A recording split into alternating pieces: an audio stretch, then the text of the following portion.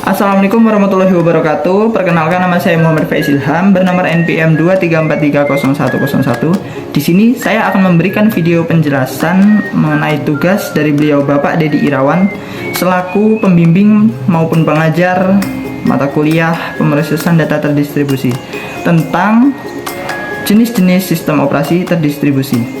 Baik, langsung saja pada pembahasan yang pertama. Apa aja sih jenis-jenisnya? Nah, baik, untuk yang pertama adalah sistem operasi terdistribusi client server. Jenis ini melibatkan dua jenis entitas, klien yang meminta layanan atau sumber daya, dan server yang menyediakan layanan atau sumber daya tersebut. Nah, jadi ketika klien ini meminta pelayanan ataupun sumber daya yang dibutuhkan kepada server, maka server akan merespon dengan mengirimkan ataupun memberikan layanan berupa sumber daya yang dibutuhkan kepada klien. Nah, untuk jenis yang kedua adalah sistem operasi terdistribusi peer-to-peer atau bisa juga disebut dengan P2P. Sistem ini memungkinkan komunikasi dan pertukaran sumber daya secara langsung antara node dalam jaringan tanpa memerlukan server several. Jenis ini memungkinkan komputer atau perangkat lain saling berbagi sumber daya tanpa memerlukan server pusat.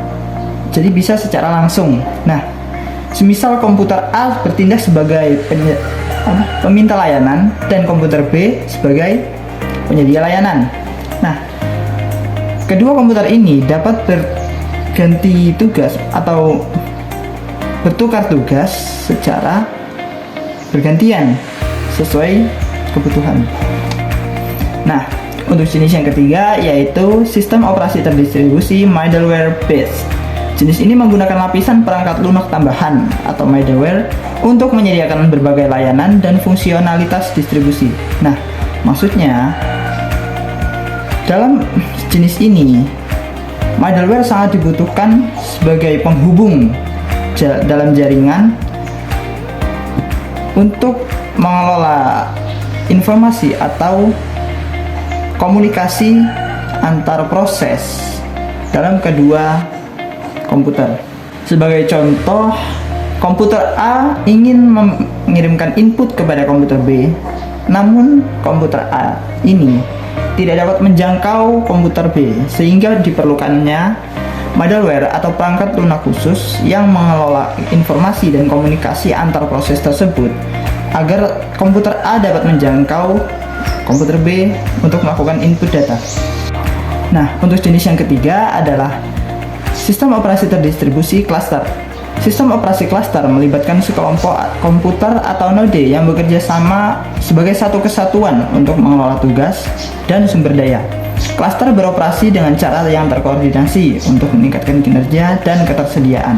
Nah, maksudnya di jenis ini memungkinkan beberapa komputer atau node bekerja sama dalam suatu kelompok untuk meningkatkan kinerja secara keseluruhan. Cluster ini seringkali terdiri dari beberapa server atau node yang terhubung dalam suatu jaringan untuk bekerja sama dalam satu kesatuan untuk mengelola sumber daya. Nah, untuk jenis yang selanjutnya yaitu sistem operasi terdistribusi grid. Sistem operasi ini menghubungkan sumber daya komputasi yang tersebar secara geografis seperti komputer, penyimpanan, dan perangkat jaringan untuk menyediakan kekuatan komputasi tingkat tinggi untuk tugas-tugas ilmiah atau komputasi intensif lainnya. Sistem ini memungkinkan organisasi atau proyek untuk memanfaatkan berbagai sumber daya yang tersebar di berbagai lokasi tanpa perlu memiliki infrastruktur komputasi terpusat dalam mengelolanya. Nah, untuk jenis yang selanjutnya yaitu sistem operasi terdistribusi cloud. Sistem operasi ini menyediakan lingkungan komputasi terdistribusi di atas infrastruktur cloud yang memungkinkan akses elastis ke sumber daya komputasi dan penyimpanan. Jenis ini dirancang khusus untuk mengelola sumber daya dalam lingkungan cloud. Sistem ini melibatkan sejumlah server yang tersebar di berbagai lokasi fisik dan dihubungkan melalui jaringan yang memungkinkan penggunanya untuk mengakses sumber daya komputasi secara terdistribusi dan scalable melalui internet. Oke, mungkin itu saja yang dapat saya sampaikan mengenai jenis-jenis sistem operasi terdistribusi.